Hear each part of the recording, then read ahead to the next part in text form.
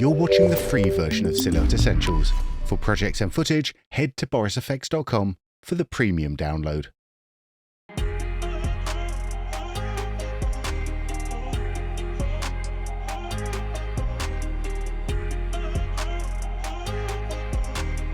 Next up, I'm going to show you the Notes feature. Up here on the right side of the viewer icons is the Show Notes icon. If you click on this, a sidebar opens up on the screen right side of the image in the viewer. Notes can be assigned to layers, shapes, depth objects, and trackers.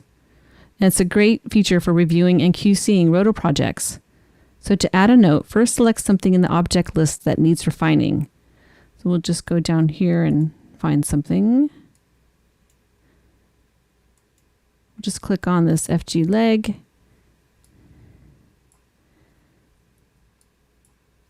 I'm just going to find an area that could use some refining.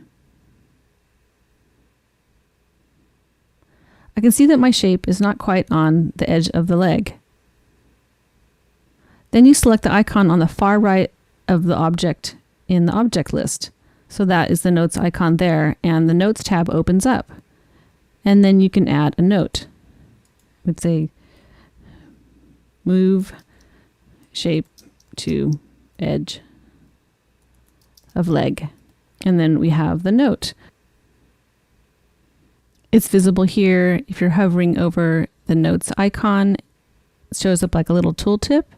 And of course, it's down here in the Notes node and also up here on the screen right side. If I click that Notes icon up there, it disappears and then it reappears here. And this is the call out line. So the note will point to the shape, and you can change the call out color in Preferences, in Colors. Go to Colors, and this is where the call out color is specified. So I really like this feature. I make a lot of notes, I save out the project with QC in the name, and I hand it off. It really helps not having to do lots of annotations and external notes. One more feature I want to show you is the ability to have additional viewers. They are good for many purposes, and here I will show you how to use one to tidy up your roto. So over here on the left, you can click this plus button to bring up an additional viewer. And I'm going to nestle in on the left side. I need to move my application over a little bit for that to happen. And then once it pops right in, I'll just move my application back over. So I want to be in the roto node in the output, and I'm just going to zoom in here. And then here I can be in the roto node as well. This is where I'm going to do my adjusting. I'm going to click A over in this viewer here to see my alpha. And I can see where it's not quite lined up, and I'm going to edit it right here. Moved it a little bit there. And click on R for the points mode, and you can see when I'm moving my points here that it's updating in the screen left viewer.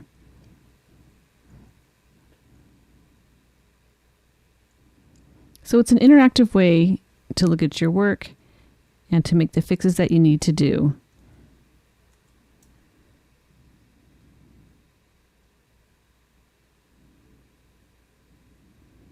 And then after we've made all the edits that we need to do,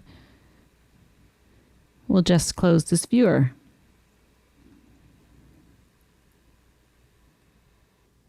It's time to move on to the hair, and this is the first of a couple shots that will have a hair demo. Each hair shot will require a different approach, but there are some common practices. I play the shot through for a while and make my plan. For this shot, the head is rotating side to side and moving a bit in Z depth, but not too much. However, there is a lot of hair and different types of hair strands that need roto. I typically roto the core of the head and break it up into sections, and in this case 4 quadrants. I will rely on Mocha tracking for these initial steps and then utilize some point tracking. If tracking does not yield good results, then I will have to hand animate the shapes. One thing to try to adhere to is to keep the points in the same geographical location on the head when keyframing the head core shapes. We will need those points later on. And then after the tracking is done, I will start on a section and make closed and open shapes, each in separate layers. I also add some arc shapes around the outside of the head too, so it does not look like a helmet head with hair sprouting out. I have copied over my head core roto from my final roto node. I was able to get tracking to work for the screen left quadrants, but not the right side. And here are those layers. So I typically start with making closed shapes for the larger strands, and I'll make some for the screen left lower area by copying my tracked layer, renaming it, and dropping in shapes. So I'll expand my head core all. I'm going to find the screen left lower head core, and I'm going to duplicate this, Command D, and I'm going to bring it outside of the head core layer. And I'm going to rename this screen left lower head closed shapes. And I no longer need this shape in here, so I'm just going to delete it. So I'm going to zoom in here and I'm searching for a large solid hair shape on this side to start with. And this one looks like that will be the one. So I'm going to go to a frame where it's clear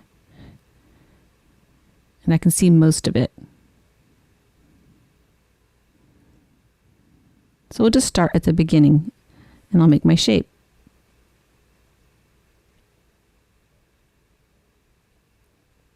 And I want to make sure that it has a natural flow into the rest of the head. So I'm making sure my shapes overlap nicely.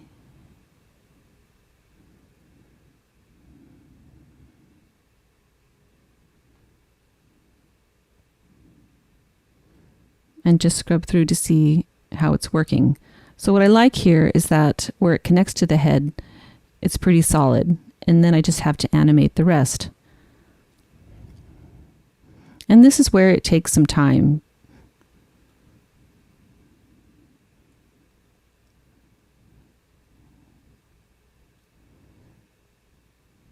So I won't be finishing all these shapes for the demo because that would just take too much time, and we'll just move on to some of the different techniques.